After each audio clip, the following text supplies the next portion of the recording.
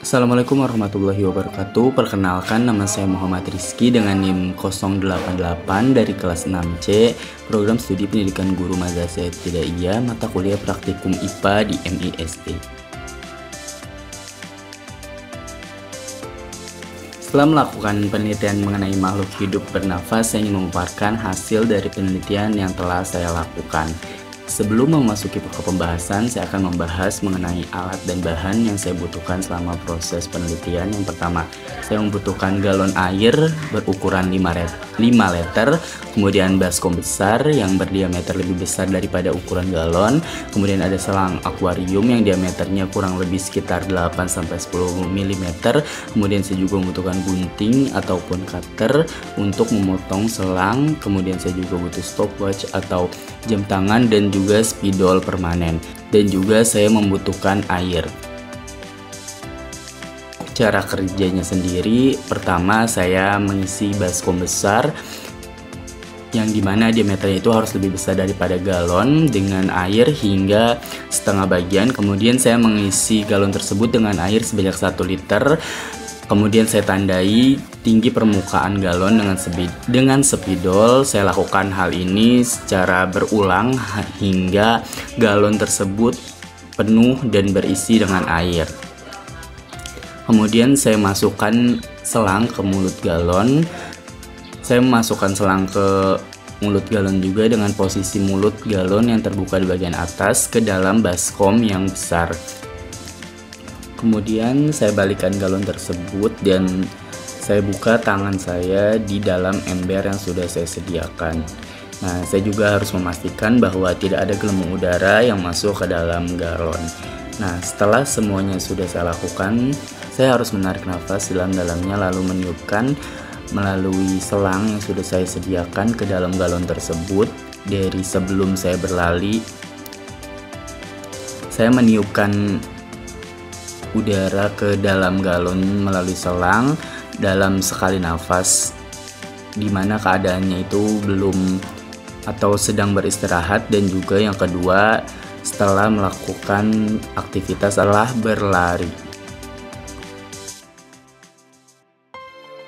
Berikut ini dokumentasi yang saya abadikan. Ini merupakan proses penandaan dari tiap-tiap 1 liter air yang saya tambahkan ke dalam galon. Dan untuk selanjutnya di sini ada dokumentasi dari laki-laki sebelum berlari atau sebelum beraktivitas. Dan untuk selanjutnya ini merupakan dokumentasi perempuan sebelum berlari atau sebelum beraktivitas yang saya abadikan.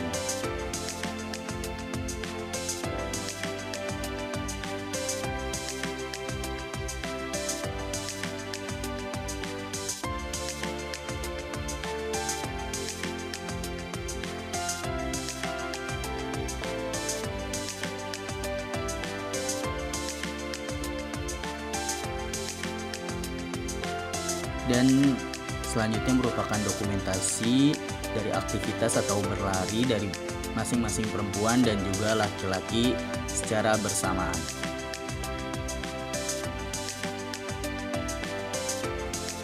Dan selanjutnya di sini ada dokumentasi dari laki-laki setelah melakukan aktivitas atau setelah berlari.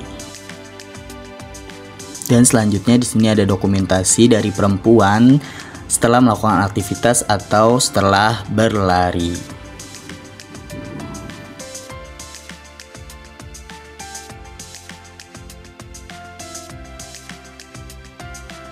Baik, untuk pembahasan, setelah saya melakukan pengamatan dapat saya pahami bahwa kapasitas udara pada paru-paru laki-laki ini dengan perempuan itu jelas berbeda. Nah, dari hasil penelitian saya menemukan bahwa perbedaan penurunan volume pada galon yang berisikan air kemudian ditiupkan ke dalam galon memiliki penurunan volume air yang berbeda antara laki-laki dan juga perempuan, baik sebelum beraktivitas atau sebelum lari dan setelah lari. Nah, hal ini tuh dapat terjadi karena beberapa faktor seperti faktor-faktor biologis, yang dimana ukuran tubuh laki-laki yang mayoritasnya itu lebih besar, kemudian ada tingkat hormon antara laki-laki dan perempuan yang berbeda, dan juga tingkat kebugaran fisik yang lebih tinggi laki-laki dapat menyebabkan perbedaan antara laki-laki dan perempuan. Nah, untuk memaksimalkan kapasitas udara baik dari laki-laki dan perempuan diharapkan atau disarankan untuk melakukan latihan secara teratur, baik latihan berupa latihan pernapasan, kemudian menjaga postur tubuh yang baik, serta menghindari merokok.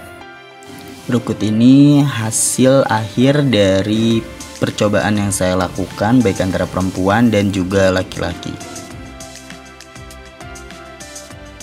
Kesimpulan yang ingin saya sampaikan, berdasarkan hasil dari pengamatan dan percobaan yang saya lakukan, terdapat perbedaan yang signifikan dalam penurunan dari volume air pada kondisi istirahat dan juga setelah beraktivitas atau setelah berlari antara laki-laki dan perempuan. Nah, laki-laki baik dalam kondisi istirahat maupun setelah berlari memiliki penurunan volume air yang lebih besar daripada perempuan.